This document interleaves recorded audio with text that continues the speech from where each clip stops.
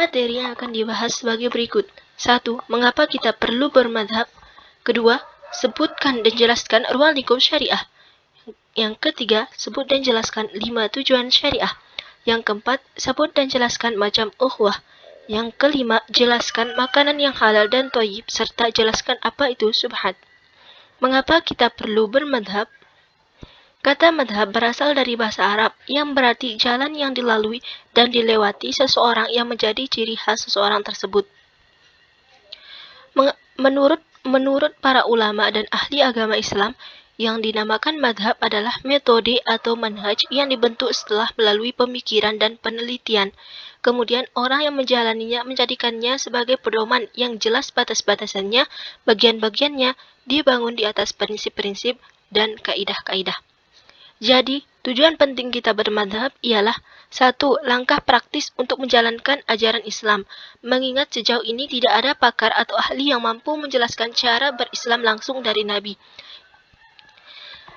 Kedua, membantu kita dalam kepakihan bahasa Arab maupun agama akan teramat sulit untuk mencapai kefahaman sejati terhadap teks wahyu atau Al-Quran dan Sunnah beserta kesimpulan hukumnya. Sebut dan jelaskan ruang lingkup syariah. Imam Al-Qurtubi menyatakan bahwa syariah artinya agama yang ditetapkan oleh Allah Subhanahu wa Ta'ala untuk hamba-hambanya yang terdiri dari berbagai hukum dan ketentuan. Hukum dan ketentuan Allah itu disebut syariat karena memiliki kesamaan dengan sumber air minum yang menjadi sumber kehidupan bagi makhluk hidup. 1. Akidah. Akidah bahasa Arab al-aqidah dalam istilah Islam yang berarti iman. Semua sistem kepercayaan atau keyakinan bisa dianggap sebagai salah satu akidah. Pondasi akidah Islam didasarkan pada hadis Jibril yang memuat definisi Islam, rukun iman, ihsan, dan peristiwa hari akhir. Yang kedua, ibadah. Menurut bahasa, ibadah adalah merendahkan diri, ketundukan, dan kepatuhan akan aturan-aturan agama. Sedangkan menurut istilah syar'i, ibadah adalah suatu istilah yang mencakup segala sesuatu yang dicintai Allah dan diridhoinya, baik berupa perkataan maupun perbuatan, yang tersembunyi maupun yang tampak. Yang ketiga, akhlak. Kata akhlak diartikan sebagai suatu tingkah laku, tetapi tingkah laku tersebut harus dilakukan secara berulang-ulang, tidak cukup hanya sekali melakukan perbuatan baik, atau hanya sewaktu-waktu saja. Dalam ensiklopedia Britannica, akhlak disebut sebagai ilmu yang mempunyai arti sebagai studi yang sistematik tentang tabiat dari pengertian nilai baik, buruk, seharusnya benar, salah, dan sebagainya tentang prinsip umum dan dapat diterapkan terhadap sesuatu. Selanjutnya dapat disebut juga sebagai filsafat moral. Yang keempat, muamalah. Muamalah adalah sebuah hubungan manusia dalam interaksi sosial sesuai syariat, karena manusia merupakan makhluk sosial yang tidak dapat hidup berdiri sendiri. Dalam arti luas, muamalah yaitu aturan-aturan hukum Allah untuk mengatur manusia dalam kaitannya dengan urusan duniawi dalam pergaulan sosial. Sedangkan dalam arti khusus, muamalah adalah aturan dari Allah dengan manusia lain dalam hal memperoleh dan mengembangkan harta benda. Sebut dan jelaskan 5 tujuan syariah. 1. Agama. Agama merupakan tujuan hukum Islam yang pertama, karena agama merupakan pedoman hidup manusia.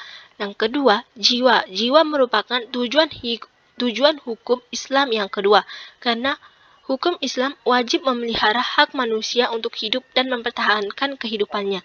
Yang ketiga, akal. Akal merupakan hal yang sangat penting dalam hukum Islam, karena dengan mempergunakan akal, manusia akan dapat berpikir tentang Allah, alam semesta, dan dirinya sendiri. Yang keempat, keturunan. Keturunan bertujuan agar kemurnian darah dapat dijaga dan kelanjutan umat manusia dapat diteruskan. Yang kelima, harta. Harta merupakan tujuan hukum Islam yang terakhir, yang merupakan pemberian Tuhan kepada manusia, agar manusia dapat mempertahankan hidup dan melangsungkan kehidupannya. Sebut dan jelaskan macam ukhuwah. 1. Ukhuwah ubudiyah, yakni persaudaraan karena sama makhluk yang tunduk kepada Allah. Sebagaimana firman Allah dalam surah Al-An'am ayat 38 yang berbunyi, وَمَا مِن دَابَّةٍ فِي الْأَرْضِ وَلَا طَائِرٍ يَطِيرُ بِجَنَاحَيْهِ إِلَّا أُمَمٌ أَمْثَالُكُمْ مَا فَرَّطْنَا فِي الْكِتَابِ مِنْ شَيْءٍ ثُمَّ إِلَى رَبِّهِمْ يُحْشَرُونَ. Artinya, dan tiadalah binatang-binatang yang ada di bumi dan burung-burung yang terbang dengan kedua sayapnya, melainkan adalah umat juga seperti kamu. Tiadalah kami alpakan sesuatu pun dalam Alkitab, kemudian kepada Tuhanlah mereka dihimpunkan. Yang kedua, ukhuwah insaniyah atau basyariyah, yakni persaudaraan karena sama-sama manusia secara keseluruhan. Hal ini didasarkan pada firman Allah surah Al-Hujurat ayat 13 yang berbunyi, Ya ayyuhan nasu inna khalaqnakum min dzakarin wa untha waja'alnakum syu'uban wa qabaila lita'arafu inna akramakum 'indallahi atqakum innallaha 'alimun khabir. Artinya, hai manusia, sesungguhnya kami menciptakan kamu dari seorang laki-laki dan seorang perempuan, dan menjadikan kamu berbangsa-bangsa dan bersuku-suku, supaya kamu saling kenal-mengenal. Sesungguhnya, orang yang paling mulia di antara kamu di sisi Allah ialah orang yang paling bertakwa di antara kamu. Sesungguhnya Allah Maha Mengetahui lagi Maha Mengenal. Yang ketiga, ukhuwah wataniyah wa an-nasab, yaitu persaudaraan dalam keturunan dan kebangsaan, sebagaimana firman Allah surah Al-Hujurat ayat 13, Ya ayyuhan nasu inna khalaqnakum min dzakarin wa untha waja'alnakum syu'uban wa qabaila lita'arafu inna akramakum 'indallahi atqakum innallaha 'alimun khabir. Hai manusia, sesungguhnya kami menciptakan kamu dari seorang laki-laki dan seorang perempuan, dan menjadikan kamu berbangsa-bangsa dan bersuku-suku supaya kamu saling kenal-mengenal. Sesungguhnya orang yang paling mulia di antara kamu di sisi Allah ialah orang yang paling bertakwa di antara kamu. Sesungguhnya Allah Maha Mengetahui lagi Maha Mengenal. Yang keempat, ukhuwah diniyah, yakni persaudaraan karena seagama, atau ukhuwah fi din al-Islam. Islam menyatakan bahwa umat Islam dengan latar belakang yang berbeda, baik suku, etnis, keturunan, warna kulit, bahasa, dan lainnya, sebagiannya adalah bersaudara. Sebagaimana firman Allah dalam surah Al-Hujurat ayat 10. Innamal mu'minuna ikhwatun faslihu baina akhwaykum wattaqullaha la'allakum turhamun. Artinya, sesungguhnya orang-orang mukmin adalah bersaudara, karena itu damaikanlah antara kedua saudaramu dan bertakwalah kepada Allah supaya kamu mendapat rahmat. Jelaskan makanan yang halal dan thayyib serta jelaskan apa itu subhat. 1. Makanan yang halal.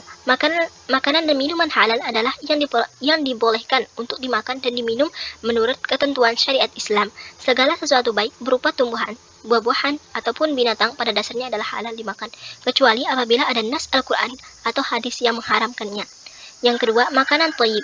Makanan thayyib adalah makanan yang diperoleh dengan cara yang baik dan bergizi, juga bermanfaat bagi tubuh. Dan yang ketiga, subhat. Subhat adalah ketidakjelasan atau kesamaran, sehingga tidak bisa diketahui halal haramnya sesuatu secara jelas. Subhat terhadap sesuatu bisa muncul baik karena ketidakjelasan status hukumnya atau ketidakjelasan sifat atau faktanya. Status hukumnya dapat diketahui baik berdasarkan nas ataupun berdasarkan ijtihad yang dilakukan ulama dengan metode qiyas, istihad, dan sebagainya. Terima kasih. Wassalamualaikum warahmatullahi wabarakatuh.